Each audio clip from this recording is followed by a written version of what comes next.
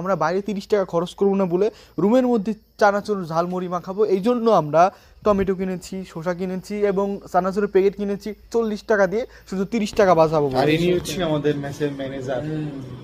যা কাটছে আপনাদের কাছে দেখে শসা এবং টমেটো হতে পারে, বাট প্রথমটা শসা এটা ঠিক আছে, বাট ওই দুটো টমেটো না, ওই দুটো হচ্ছে ব্যাচেলারদের বিসি, কারণ দুটা টমেটো নিয়েছি আমাদের কাছ থেকে 60 টাকা, যা গ্রামে 60 টাকায় 3-4 কেজি টমেটো হয়ে যায় ভাইয়া। আগেই বলেছিলাম আমরা ঝালমুড়ি মাখাবো, মুড়ি আনতে ভুলে গিয়েছিলাম, তাই আমার রুমমেটকে পাঠাইলাম মুড়ি আনার জন্য, বাট আমার মানে অনেক টাকা দেখলেন আপনারা, আসলে আমরা অনেক বড় লোক, তবে অবশ্যই আমার রুমমেট বাসায় ফিরে এসেছে। মুড়ি ভরে গেছিলাম আর ওনার 100 টাকাও নিয়ে এসেছি। ভালো করছো। শুকাই যাবে ওই মুড়িটা ফালাই দাও, তোমার নষ্ট মুড়ি দাও। হ্যাঁ ওইটাই তো বাটি শুকানোর নিনজা টেকনিক। হ্যাঁ কি বলছে, বুদ্ধি থাকলে ঘর জামাই হওয়া যায়। নাও। হ্যাঁ